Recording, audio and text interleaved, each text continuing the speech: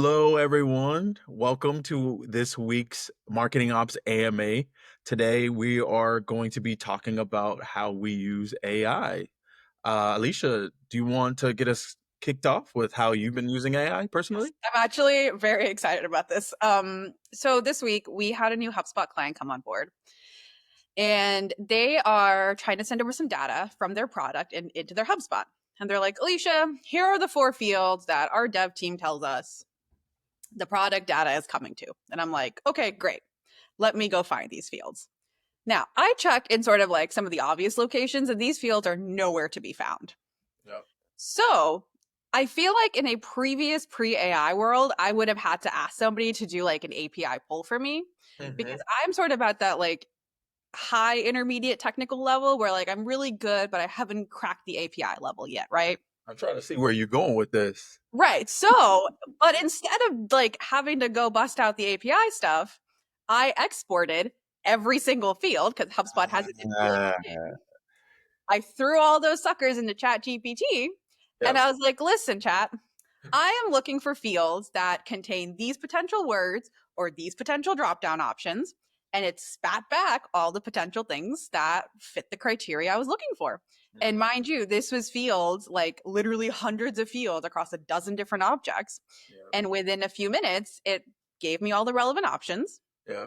And what I was able to figure out is like, I found one of them on a completely random object that was not where it should have been at all. The other one, the friendly name had been changed, but like it had the right drop down options, and two of them were straight up missing. Oh But my this was goodness. like I feel like in a past world this would have taken quite a while to suss out one way or the other. And it was 10 minutes of clicking around, 5 to 10 minutes of chat GPT, and Yeah. like within 20 minutes all up, I had the answer I was looking for, and I was very proud of myself for saving a lot of time.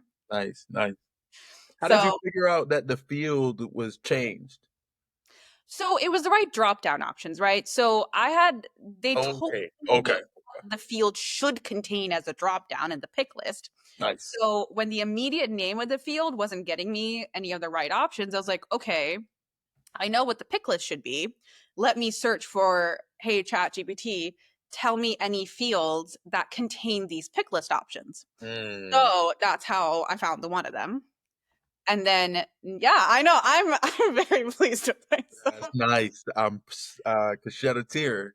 I know. And the fun part about this is, I think Brandon, you and I were talking this earlier, there was no PII information revealed anywhere. Like, this is a very safe kind of mass searching option that I think people can do where if you have to look through a lot of data, I think you can find ways to slice the data so the PII is out, but you still have the pieces that you need to like do 100%. whatever it is you need to do.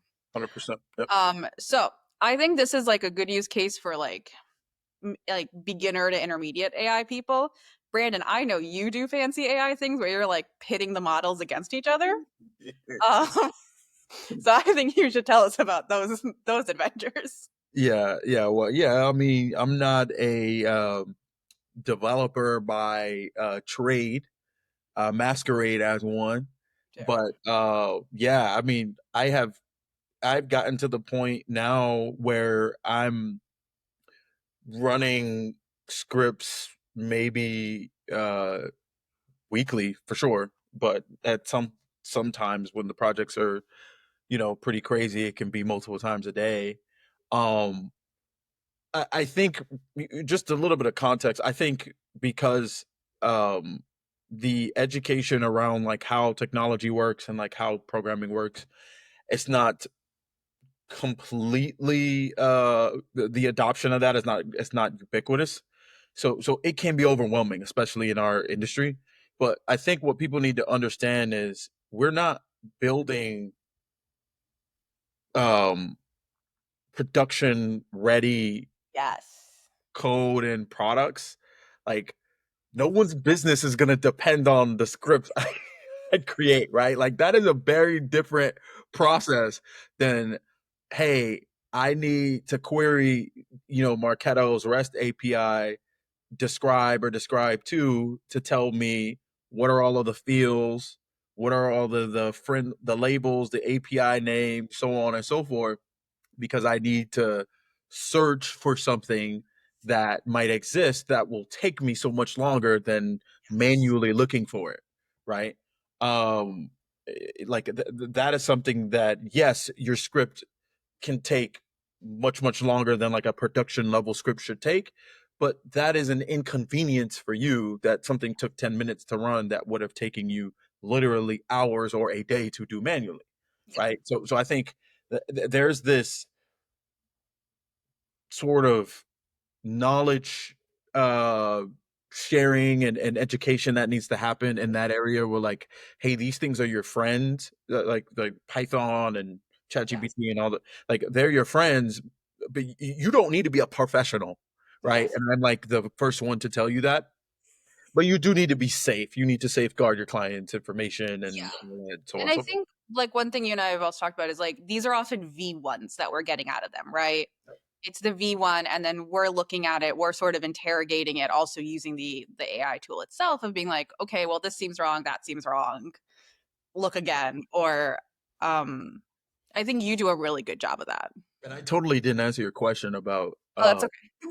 like my example, but one thing that comes up a lot is like uh people will find out that, oh, this process hasn't been running, and the day in the the data that should have been getting wiped or should have been getting, there's this common thing in Marketo, for example, where you set a value and then maybe you null it out, like the most recent value, so that it can like receive another value, or you set the first value, whatever, right? And someone may say, or fun one, you did a list import and the email address ended up in the first name column for some odd reason like that, right? Um, you can use the Marketo REST API or Book API to extract the changes, if you will, Mm, if they were logged.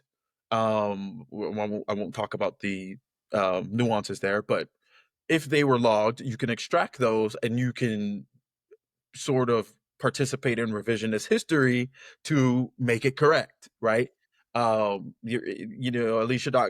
was in the first, Alysha.com at marketables.com was in the first name, but it should have been an email. Like, I can like reconstruct that with that history file. mm, And all you need to do is tell ChatGPT or Claude, hey, this is what I'm trying to do.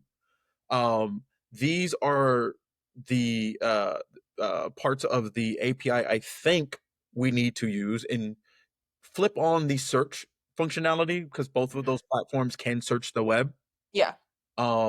And tell it what you want to do. Now, you do need to get some experience eventually with like what you're trying to do, because a lot of these platforms will mess up the call. They might use the wrong endpoint. So it's Mhm, always good to maybe use an article that uh, mhm. is doing it correctly, but you're not necessarily ready to take those steps of setting up your, Yeah, local machine. And you can literally copy the text from the article works, paste it into a file or chat GPT and say, hey, use this to guide your thinking process, and it will you can see it thinking and construct it for you, and then you just run the script. you just do the thing. So that's Uh, really cool because then you're building the script using ChatGPT, but you don't have to necessarily input the data. You just have to describe the scenario to it. Correct. Yeah.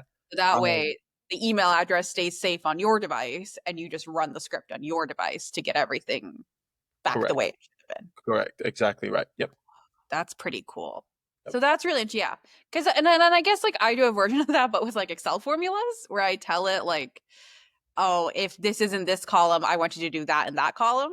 Yep. And it doesn't matter technically what are in the columns. ChatGPT will like write me out my formula and then I just use it and it's pretty I'm an Excel wizard now. I can put Excel in my resume, I think quite safely. Things Yeah, I mean, that's to the point where even formulas that I should probably have memorized, Oh yeah. I just ask ChatGPT, like, "Hey, I want to put this here and here," and I take a Yes. screenshot of the Excel, the rows, and it Yes. just spits out the formula, It does because it. that's time I don't have to spend thinking about something that is not super high value, and I can spend more Yeah. time thinking and mental bandwidth on Yes. things that are, More more high important. value. Yeah. Okay, well, I think this is a pretty great place to end it, folks. Please let us know what your AI examples are, or if there's a very specific use case that you're like, hey, I think AI should be able to help me with this, but I can't figure out how. Let us know, and we'd be happy to brainstorm with you. All right, Cool. folks, see you around.